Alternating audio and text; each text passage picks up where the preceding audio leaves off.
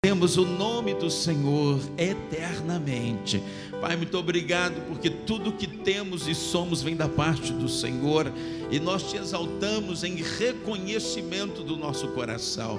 Pai, no nome santo e bendito de Jesus, nós consagramos ao Senhor os tributos trazidos pelo teu povo ao teu altar. Tudo que foi trazido, Senhor, tenha um registro no céu para uma colheita extraordinária. Eu declaro assim, Senhor, que para cada atitude de fidelidade vai haver uma colheita sem limites, para o louvor do teu santo nome. Honra o teu filho, honra a tua filha de uma forma muito especial, e a tua igreja esteja debaixo de um mover de prosperidade, e o nome do Senhor sempre sendo glorificado, em nome de Jesus, amém e amém. Os irmãos já conhecem o apóstolo Almir. O apóstolo Almir pastoreia nos Estados Unidos, em Mount Vernon, e o apóstolo Almir é um grande amigo que nós temos essa amizade já de alguns anos. Quando eu vou nos Estados Unidos, ele me recebe muito bem, com muito carinho, com muita honra, e ele veio agora para o Congresso de Porto Seguro, e nós fizemos uma agenda para ele aqui na região, e ele sempre nos dá o prazer de estar conosco aqui na Igreja Batista Nova Sião. E pela primeira vez ele vem à Conquista acompanhado agora da esposa e também do pastor Carlos, aqui ele vai estar apresentando. Pastor, apóstolo Almir, um prazer tê-lo aqui novamente, que Deus te abençoe. O apóstolo tem escrito vários livros naquilo que é o dom que Deus deu para ele. Ele tem se especializado na área de libertação, tem escrito muito sobre isso. São vários títulos, vários assuntos que ele tem tratando aí nos seus livros. Os irmãos vão poder adquirir esses livretos tremendos. São livros baseados inclusive na experiência ao longo desses anos que ele tem ministrado libertação. Ele tem feito um trabalho tremendo, e ele acabou de lançar um livro, e hoje ele vai estar ministrando sobre esse tema. Que Deus te abençoe. Boa noite, graça e paz. Quem está feliz com Jesus, diga amém. Diga à pessoa que está do seu lado: olha, Deus vai falar com você nessa noite. Abra o seu coração. Com grande alegria estamos aqui em Vitória da Conquista, depois de Porto Seguro, dessa vez acompanhado pela minha esposa, a apóstola Edna Passoni, que a presença dela me deixa mais bonito, mais animado, não é, apóstolo? É muito bom, né? Quando é possível a gente está acompanhado com a esposa, e ela está aqui. Também pastor Carlos Alberto, que é um dos meus pastores, viveu nos Estados Unidos por 15 anos, e agora está lá em Poços de Caldas, abrindo uma igreja manancial ligada ao nosso ministério, e é um tremendo homem de Deus também na área de libertação. E eu estou muito feliz dele estar comigo nessa viagem missionária. Amém? Glória a Deus. E nós viemos de Porto Seguro, debaixo de uma nuvem de unção, de glória, de revelação. O apóstolo Edilson já compartilhou algumas coisas aqui. Tivemos a oportunidade de ouvir Peter Wagner, que é um dos ícones de batalha espiritual a nível mundial.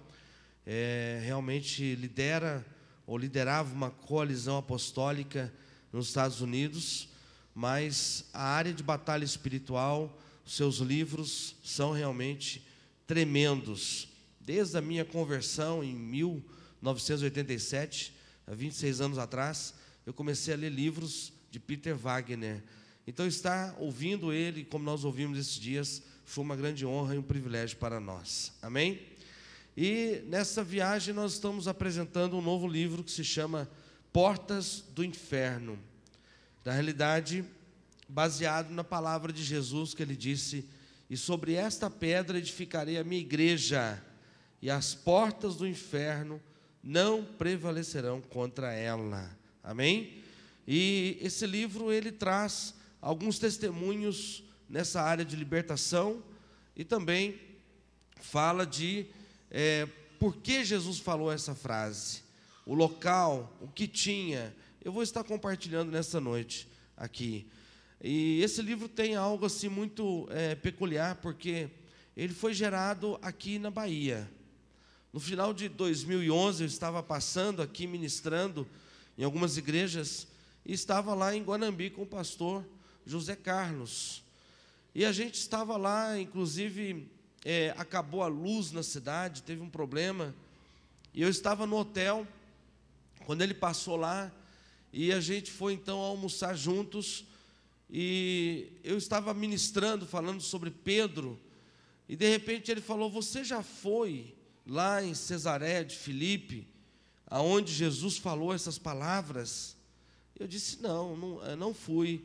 Eu já fui a Israel algumas vezes, mas não tinha tido a oportunidade de ir lá no Monte Hermon, em Bárnias, Cesareia de Filipe, aonde Jesus falou essa frase.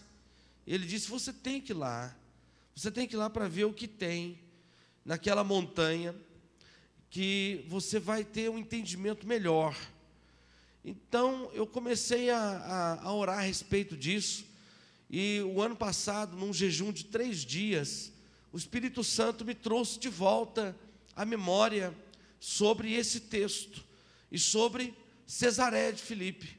E eu fui então ler o texto que nós vamos ler daqui a pouco, em Mateus capítulo 16, versículo 13.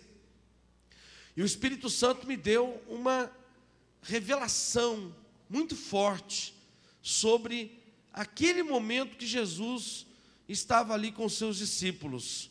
Vamos ler aqui, para a gente poder entender sobre esse assunto. Mateus 16, versículo 13, a confissão de Pedro.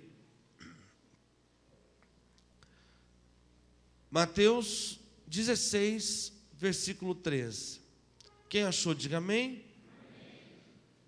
E chegando Jesus às partes de Cesareia de Filipe, interrogou seus discípulos, dizendo: quem dizem os homens ser o Filho do Homem? E eles disseram: uns João Batista, outros Elias, outros Jeremias, ou um dos profetas. Disse-lhes ele: e vós, quem dizeis que eu sou? E Simão Pedro respondendo disse: tu és o Cristo, o Filho do Deus vivo. E Jesus respondendo disse-lhe: bem-aventurado és tu, Simão Barjonas, porque não foi carne e sangue quem te revelou, mas meu Pai que estás nos céus. Pois também eu te digo que tu és Pedro, e sobre esta pedra edificarei a minha igreja, e as portas do inferno não prevalecerão contra ela. E eu te darei a chave do reino dos céus, e tudo que ligares na terra será ligado nos céus, e tudo que desligares na terra será desligado nos céus. Então mandou os seus discípulos que a ninguém dissessem que ele era o Cristo.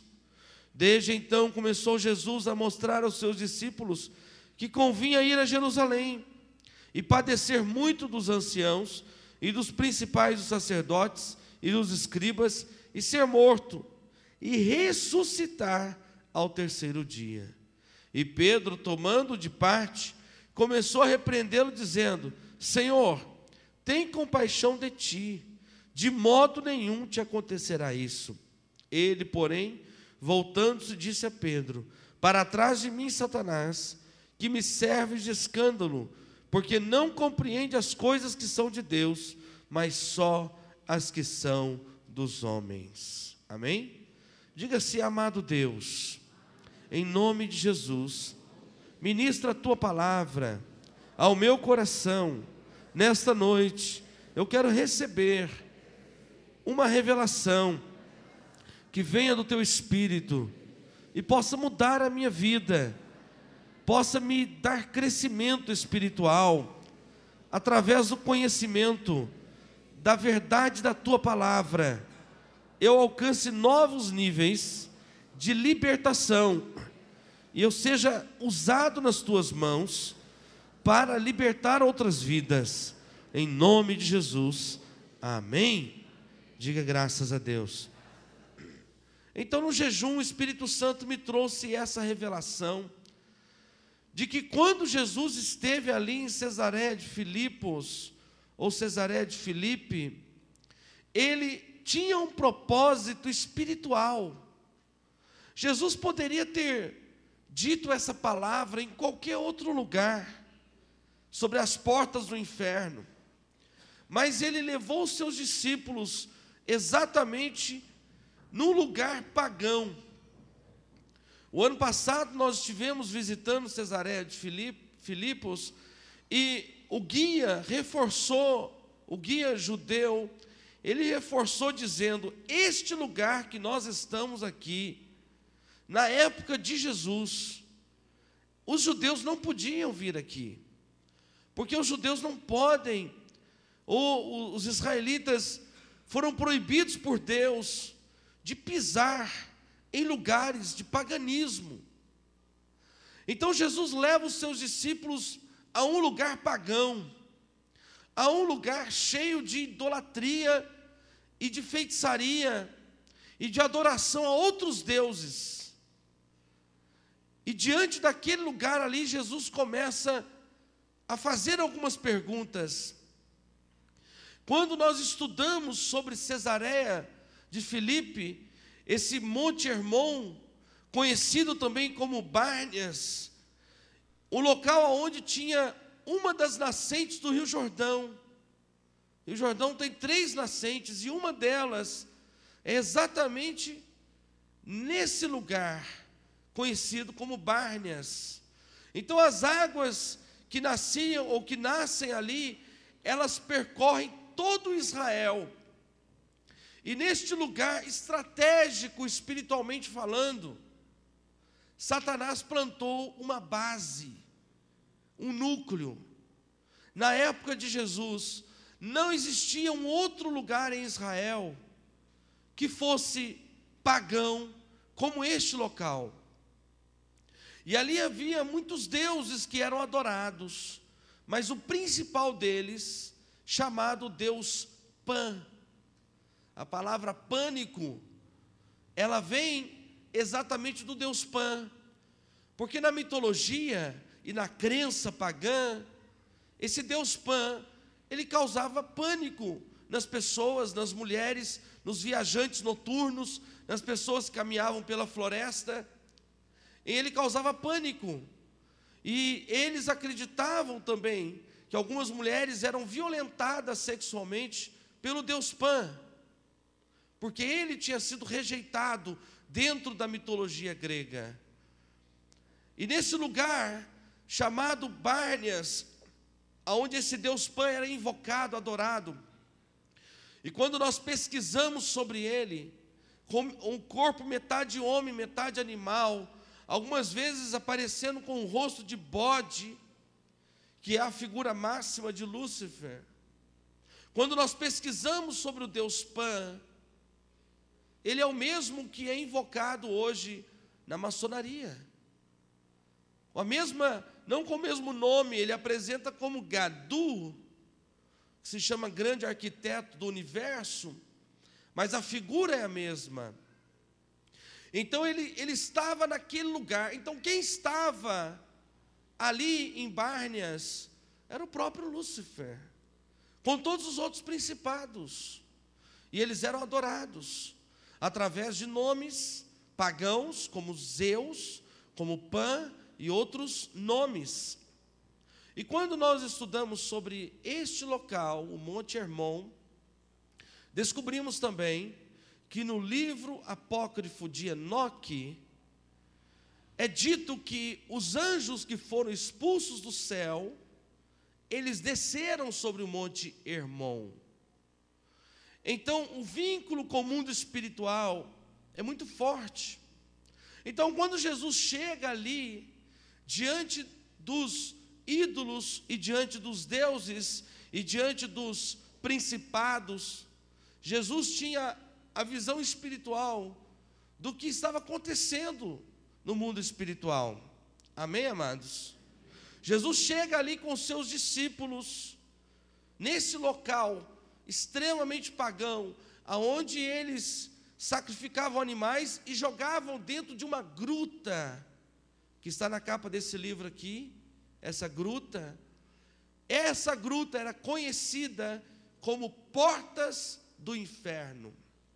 Todos na região, todos em Israel conheciam este local, essa gruta, como portas do inferno, porque a água descia pela rocha, passava pela gruta e depois saía por baixo. E ali eles sacrificavam os animais e jogavam os animais dentro da gruta, entendendo que o Deus Pan estava recebendo o sacrifício.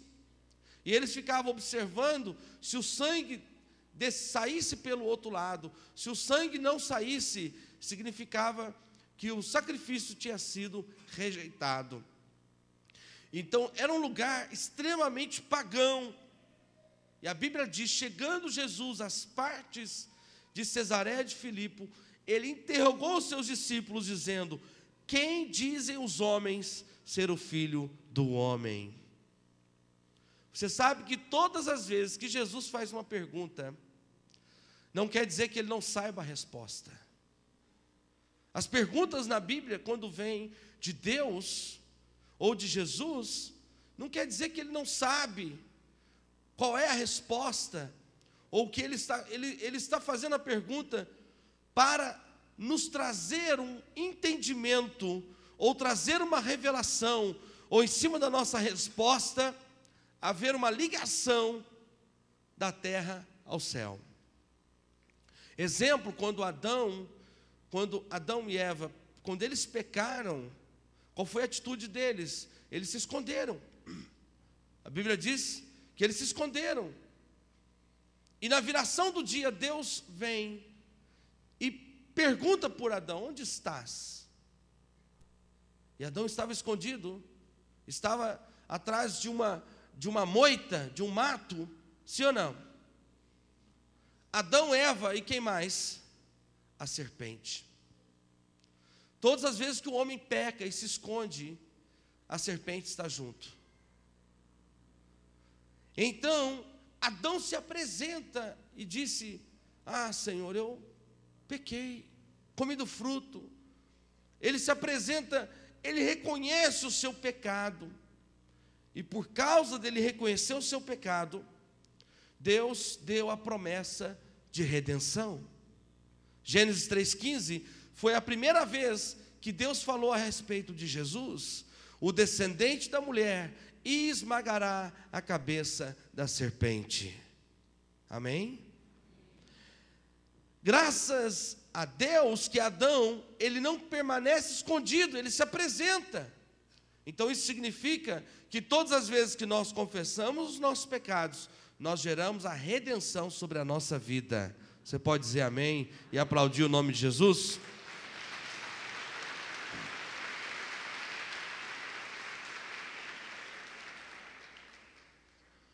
Mas no Novo Testamento também há um cego que clama por Jesus, cego Bartimeu, e Jesus pergunta: o que queres que eu te faça? Será que Jesus não estava sabendo ou não estava vendo que o cego era cego? Claro que sim. E o cego diz: Senhor, eu quero ver. Então as perguntas é para desatar algo no mundo espiritual, é para trazer uma nova revelação. E nesse caso aqui, os discípulos respondem, uns João Batista, outros Elias, outros Jeremias, ou um dos profetas. Disse-lhes: e vós, quem dizeis que eu sou? E Simão Pedro, respondendo, disse: tu és o Cristo, o Filho do Deus vivo. Amém? O fato é que muitas pessoas têm um falso entendimento de quem é Jesus. Quem é Jesus para você? Ah, é o menino da manjedoura. Toda vez que eu lembro de Jesus, eu lembro da manjedoura. Ou eu lembro de Jesus como aquele na cruz do Calvário. Eu lembro de Jesus como filho de Maria, ou filho de José, como pai adotivo. Quem é Jesus para você? A pergunta para os discípulos era exatamente essa. O que o mundo está dizendo a respeito de Jesus, espiritualmente, não vai mudar nada na sua vida e na minha vida. Está entendendo, sim ou não? Preste atenção no que eu vou dizer. O que as pessoas dizem de Jesus lá fora, que Jesus é fraco, ou que Jesus não pode fazer nada, ou que Jesus é meio místico, isso não muda. Jesus quer saber de mim e de você, qual é a nossa visão espiritual de quem Ele é. Quem é Jesus na sua vida? É isso que Ele queria saber dos discípulos. E havia necessidade de alguém na terra concordar com o céu. Alguém na terra precisava declarar naquele local, diante dos principados e potestades que estavam ali, diante do inferno que estava ali presente, alguém precisava dizer quem Jesus é. E Pedro diz: Tu és o Cristo, o Filho do Deus vivo. Cristo significa o eterno, o enviado, o verbo que se fez carne e habitou entre nós, porque Jesus estava na terra 100% como homem e 100% como Deus no seu espírito. Então Pedro, ele fala direcionado, inspirado pelo Espírito Santo, quem era Jesus. Tu és o Cristo, o Filho do Deus vivo. Se Pedro dissesse: você é Jesus, o filho de Maria e José, isso não ia resolver. Porque quando tudo veio a existir, lá estava o Cristo.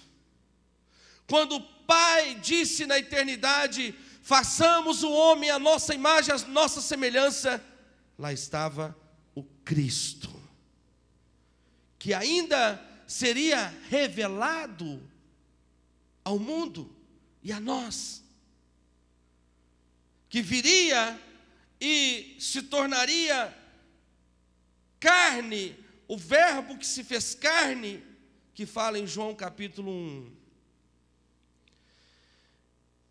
Então, para que realmente o poder de Jesus se manifeste na nossa vida, eu preciso entender quem é o Cristo. Quando eu tenho essa visão de quem Jesus é, eu passo a ter poder e autoridade no mundo espiritual. Está entendendo, sim ou não? Quando a gente começa a ter esse entendimento de que entre Cristo e Satanás não há disputa, não tem como. Sabe qual é a maior vergonha do diabo? É porque ele não foi derrotado pelo Cristo, ele foi derrotado por Jesus como homem. Para isso se manifestou o Filho de Deus, para destruir as obras do diabo. Quando eu sei quem é o Cristo, eu vou ter uma chave nas minhas mãos, que é poderosa para abrir e fechar no mundo espiritual. Porque Jesus disse: em meu nome expulsarão os demônios, e vão curar os enfermos, e vão falar em línguas. Mas essa autoridade, esse poder, só tem quem sabe quem é o Cristo. Quem sabe que Jesus não é apenas o Jesus nascido de Maria, mas que Ele é o Cristo, Ele é o eterno, que se fez carne e habitou entre nós, e vimos a sua glória e o seu poder. Aleluia. Algumas manifestações de demônios no Novo Testamento, os demônios manifestavam e diziam: que temos nós contigo? Olhavam para Jesus e viam o mundo espiritual, e via quem era Jesus. Alguns demônios manifestavam e diziam: eu sei quem tu és. Enquanto que ninguém sabia, quase ninguém sabia quem ele era, mas os demônios reconheciam e diziam: eu sei muito bem quem é você. É como se os espíritos malignos dissessem: os homens estão vendo apenas o Jesus de Nazaré, nascido em Belém, crescido em Nazaré, mas nós sabemos quem você é o Cristo, você é o eterno, nós já te vimos na eternidade. Aleluia. Os demônios sabiam e reconheciam que aquele homem que andava pelo deserto e curava os enfermos e pregava, ele não era apenas aquilo ali, ele não era apenas um profeta, ele não era apenas um rabino, ele não era apenas o filho de Maria e o filho de José, mas eles sabiam que ali estava o próprio Deus, o Cristo eterno. Por isso que quando Pedro, inspirado pelo Espírito Santo, disse: tu és o Cristo, Jesus disse-lhe: bem-aventurado és tu, Simão Bar-Jonas, porque não foi carne e sangue quem te revelou, mas meu Pai que estás nos céus. Todas as vezes que nós temos uma revelação, é o Pai quem nos dá. Todas as vezes que nós temos os nossos olhos abertos para entender a palavra de Deus, é o Pai quem faz isso na nossa vida. Está entendendo, sim ou não? Tem muita gente que nunca será salvo, porque quer entender as coisas de Deus com a mente humana. Enquanto eu não entender, enquanto eu não saber didaticamente tudo, eu não vou crer, então nunca será salvo, porque a revelação vem no Espírito, e é muito simples.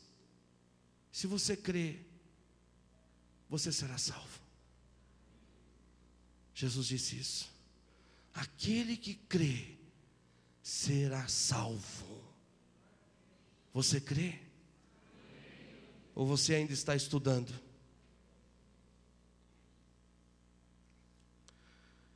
Pois também eu te digo que tu és Pedro, e sobre esta pedra edificarei a minha igreja, e as portas do inferno não prevalecerão contra ela. Jesus disse: tu és Pedro. Pedro, o nome Pedro significa pequena lasca de uma grande pedra. Todas as vezes que os judeus querem fazer com que algo seja eterno, eles colocam uma pedra, eles levantam um altar de pedras, para estabelecer o eterno, para não esquecer o que foi dito. E Jesus fala sobre esta pedra. Que pedra é essa? Não era sobre o monte Hermon, não era sobre aquela montanha de pedras, mas era sobre a declaração que Pedro havia acabado de dizer: tu és o Cristo, o Filho do Deus vivo. A igreja de Jesus está fundamentada em Cristo. E o apóstolo Pedro mesmo diz na sua carta, nas suas cartas, ele dizendo que Jesus é a pedra angular. Jesus é a pedra principal. Pedro não era a pedra, mas sim a declaração que ele fez. E Jesus, ele sela essa palavra, ligando a terra aos céus. Meus amados, ali estavam todos os principados. E Jesus lança um decreto. Essa época que Jesus foi ali, estava muito próximo da crucificação, aonde a igreja de Jesus seria gerada. A igreja foi gerada na cruz, com o sangue de Jesus. E antes da igreja ser gerada na cruz, Jesus lança um decreto ao mundo espiritual